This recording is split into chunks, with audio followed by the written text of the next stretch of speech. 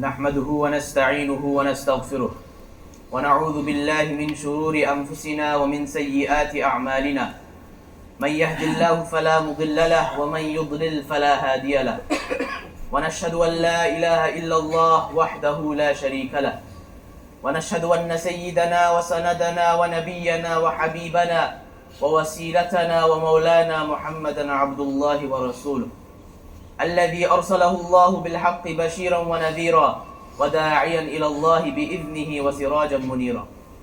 أما بعد فقد قال الله تبارك وتعالى في القرآن المجيد بعد أن أقول أعوذ بالله من الشيطان الرجيم بسم الله الرحمن الرحيم يا أيها الذين آمنوا اتقوا الله حق تقاته ولا تموتن إلا وأنتم مسلمون يا أيها الناس اتقوا ربكم الذي خلقكم من نفس واحدة وخلق منها زوجها وبث منهما رجالا كثيرا ونساء واتقوا الله الذي تساءلون به والأرحام إن الله كان عليكم رقيبا يا أيها الذين آمنوا اتقوا الله وقولوا قولا سديدا يصلح لكم أعمالكم ويغفر لكم ذنوبكم ومن يطع الله ورسوله فقد فاز فوزا عظيما.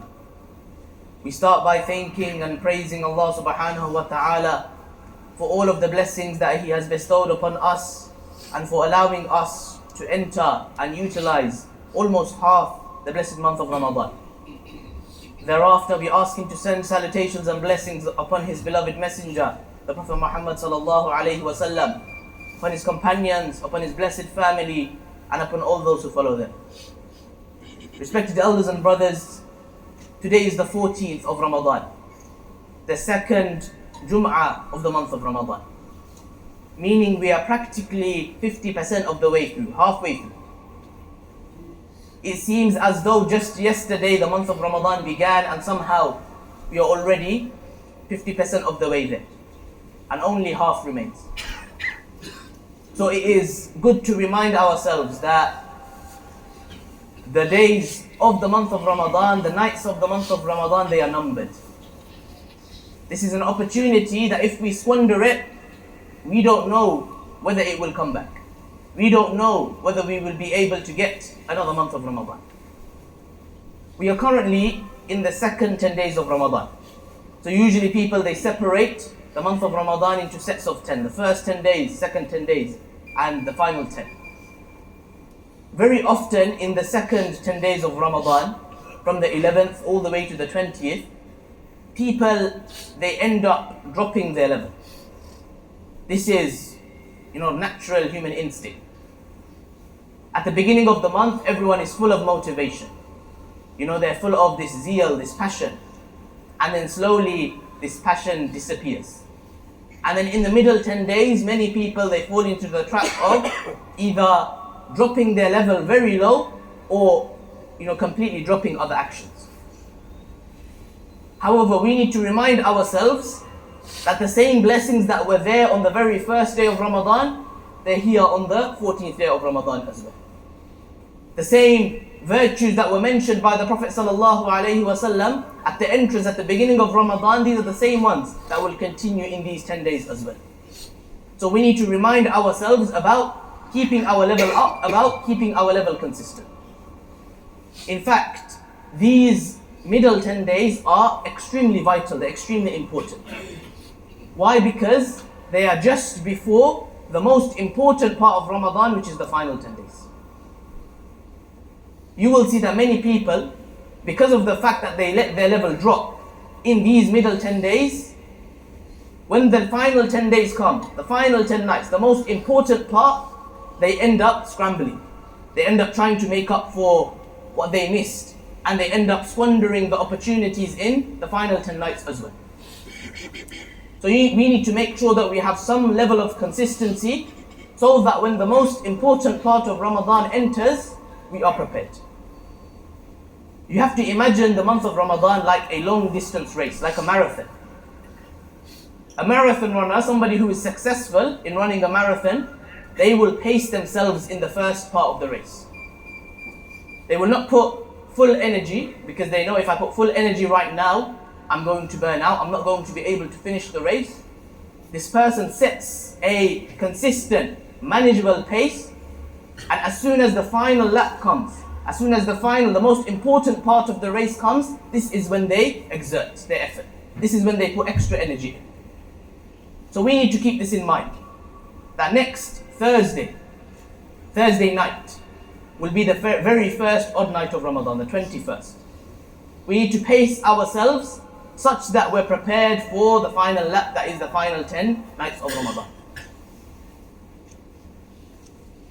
We're going to speak a little bit about why the final 10 nights are important. Somebody might ask the question, well, we're only on the 14th day. Why are you reminding us about the final 10 nights? There's still a few days left. The Prophet ﷺ is mentioned in the hadith that on the very first night of Ramadan, he stood up on his pulpit and he said to the people, "O my companions, a very blessed month is upon you. And within this blessed month is a very blessed night, which is Laylatul Qadr." Right at the very beginning of Ramadan, on the very first day of Ramadan, the Prophet ﷺ reminded the companions that keep in your mind, don't forget that at the end of this month, in the final 10 days, in the final 10 nights, there is the most important night of the entire year. So we need to keep this in mind as well. That within a matter of days, you will see within the blink of an eye, we are in the final 10 nights, and we need to make sure that we take advantage of this. The final 10 nights hosts Laylatul Qadr, the most important night of the entire year. Allah subhanahu wa ta'ala dedicates an entire surah, Suratul Qadr, to this night. In this surah, Allah subhanahu wa ta'ala tells us, "Inna anzalnahu fi Laylatul Qadr," that we revealed the Quran on the night of Qadr. وَمَا أَدْرَاكَ مَا لَيْلَةُ الْقَدْرِ, and what will allow you to know what Laylatul Qadr is? Laylatul Qadri khayrun min alfi shahr. This special night that Allah subhanahu wa ta'ala has given us, or will give us, we hope that He gives us, it is better than 1,000 months. It is better than 1,000 months. There is a story or a narration mentioned. The narration is a little bit weak, but in concept it is correct. Where once the companions, they came complaining to the Prophet sallallahu alaihi wasallam, and they said, "Ya Rasulullah, the people before us, they lived hundreds and thousands of years. They lived such long lives, meaning they had so much opportunity to do good. And us, we are restricted to under 100 years. Only the very, very lucky people reach 80, 90, 100 years.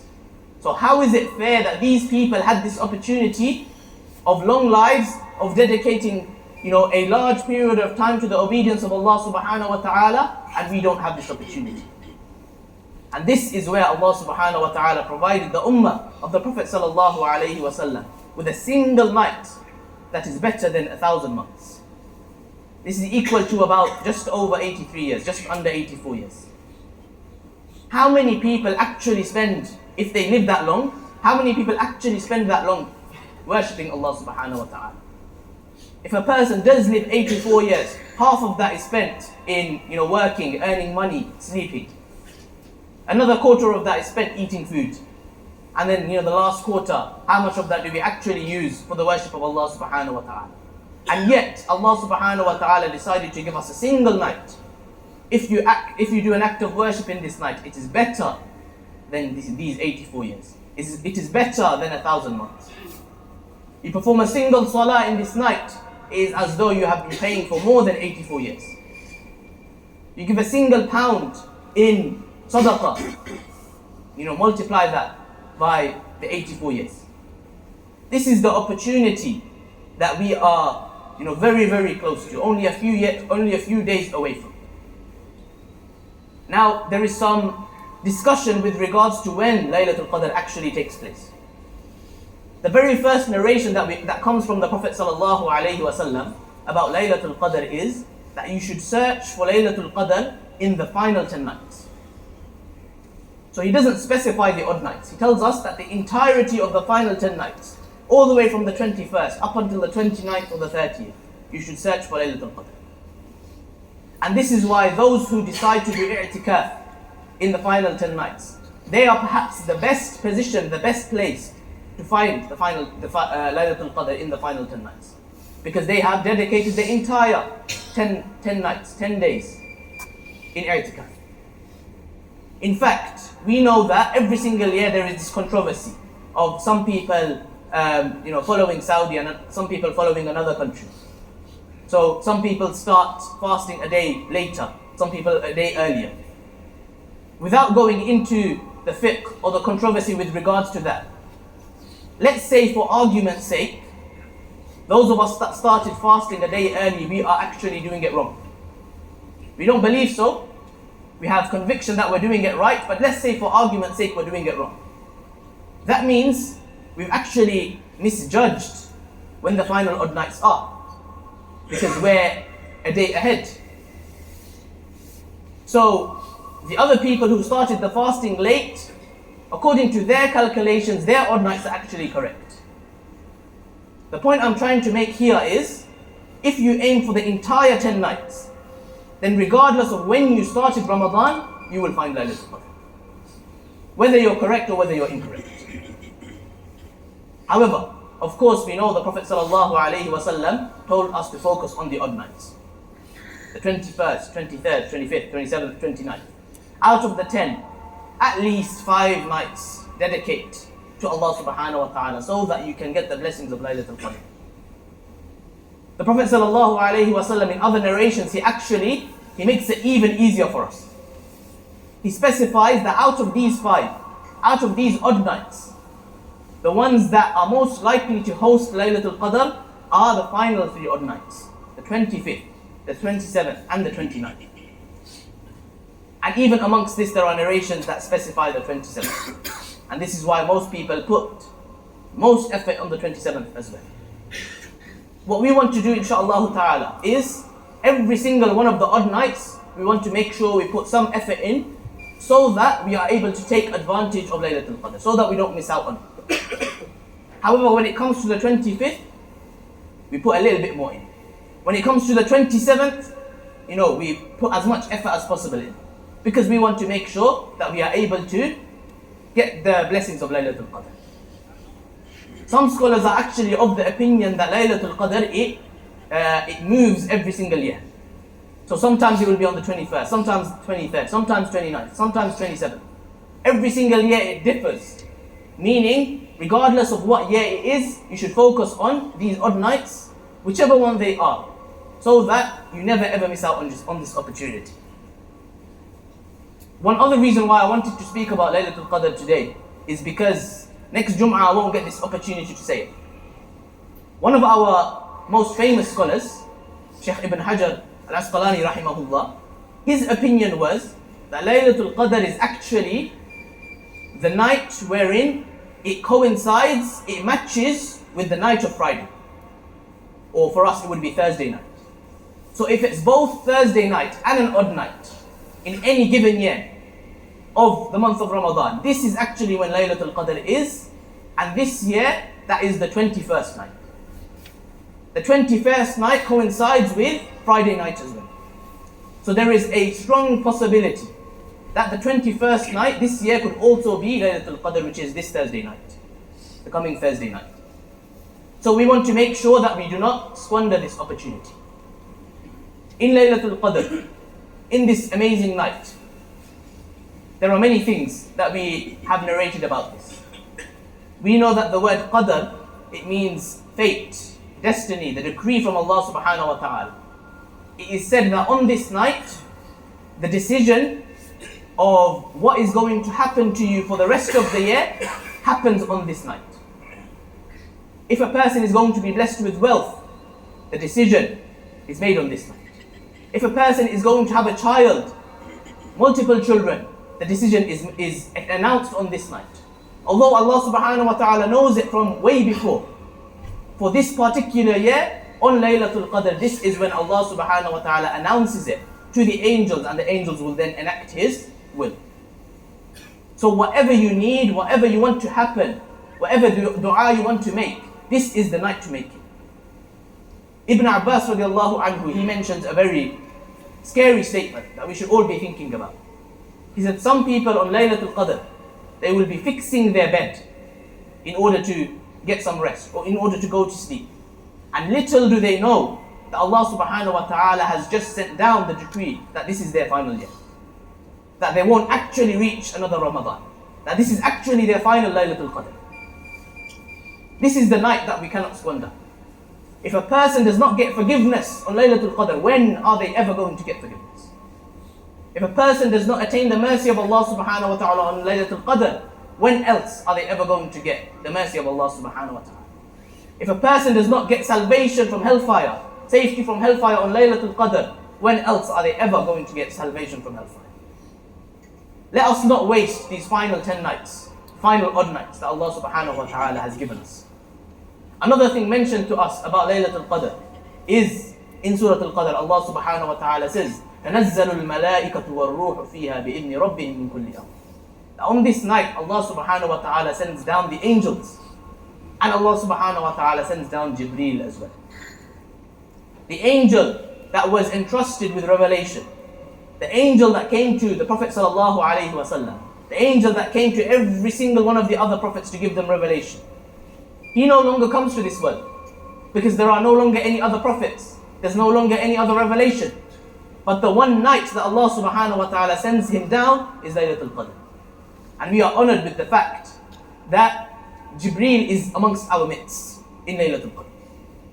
There was a scholar of the past actually, it is narrated that he would have a special golden chest, a treasure chest almost. And inside this chest he would have a special piece of clothing. And the only time he would take out this clothing was Laylatul Qadr. And he would wear this clothing and he would perfume himself and he would make sure he's properly prepared. When asked by his family, by his parents, by his students, why do you do this? He said that this is the night that I may have the opportunity to meet Jibreel. The same angel that came to the Prophet sallallahu alaihi wasallam, no less. I might have the opportunity to meet him. So I want to be in the best of clothing. I want to have, be perfumed. I want to make sure that there's nothing that will ward this, great angel away from me. In fact, another meaning of Qadr is Qudira, which means to be restricted. It is said that the space in the sky is so restricted because of the sheer amount of angels Allah subhanahu wa ta'ala sends down on Laylatul Qadr. We all know the very famous narration where Allah subhanahu wa ta'ala comes down to the final heavens on the last third of the night and he asks you, what do you want? He asks you, do you want forgiveness? Do you want rizq? Do you want this? Do you want that? In Laylatul Qadr, it is not restricted to the final third of the night. It is the entire night. That means from Maghrib onwards, up until Fajr. We want to make sure that we take advantage of this amazing night. One final thing I will share with us is we should make dua for everything, of course. But we learn from Aisha radiallahu anha. She asks the Prophet sallallahu alayhi wasallam, Ya Rasulullah, what dua should I make on Laylatul Qadr? If there's only one dua that I make. All of us know this. The Prophet sallallahu alayhi wasallam responds by saying, Allahumma innaka afuun tuhibbul afwa fa'fu anni.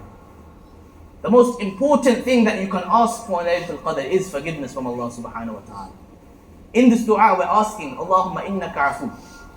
Oh Allah, indeed you are the one that likes to pardon, that likes to forgive. Innaka afuun tuhibbul afwa. You love to forgive. Fa'fu anni, so forgive me. In fact, there is actually a difference between afu and ghafur. These are two names of Allah subhanahu wa ta'ala. Both of them mean to forgive, but in slightly different contexts. Ghafur, if you imagine a person that is a criminal, they have like a criminal charge or a criminal offense, something like this, and then they get entered into jail or prison for a certain number of years. After they leave prison, this person is no longer guilty. They're no longer a criminal, but they still have a stain on their record. Anytime they apply for a job, somebody will look at their background and they will see that you've done X, Y, and Z, even though they're no longer a criminal. However, there are some situations where a person, in their background, their criminal record gets sealed, where no one else is able to see what it is or what they did. This is the difference between Ghafur and Afu. Ghafur means Allah subhanahu wa ta'ala forgives you, but the sins are still there. The sins are still in your record, but they're no longer going to be taken into account. Allah will not punish you as a result of them. But Al-Afu is Allah subhanahu wa ta'ala completely wipes it off your record. It's as though you never did the sin in the first place. And this is the sort of forgiveness that we want to ask Allah subhanahu wa ta'ala for, as taught by the Prophet sallallahu alaihi wasallam.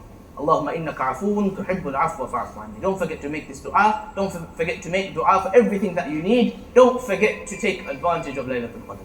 We ask Allah subhanahu wa ta'ala to allow us to act upon everything that has been said. Subhanakallah bihamdika ashhadu an la ilaha illa anta astaghfiruka wa atubu ilayk.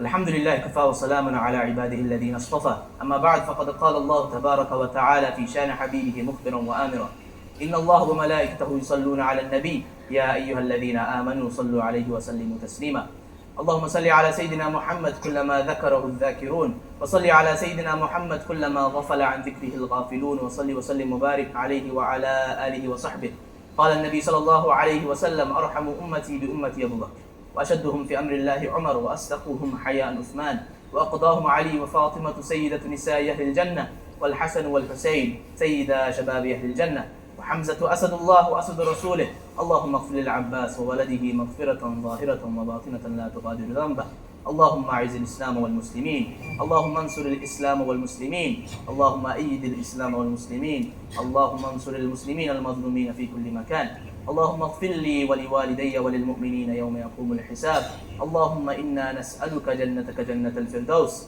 بغير حساب وعقاب ونعوذ بك من سخطك والنار اللهم أعتق رقابنا من النار اللهم بارك لنا فيما بقي من رمضان اللهم بلغنا إلى ليلة القدر اللهم ارزقنا ليلة القدر اللهم إنك عفو تحب العفو فاعف عني إن الله يأمر بالعدل والإحسان وإيتاء ذي القربى وينهى عن الفحشاء والمنكر والبغي يعظكم لعلكم تذكرون فاذكروني أذكركم واشكروا لي ولا تكفرون وأقيموا الصلاة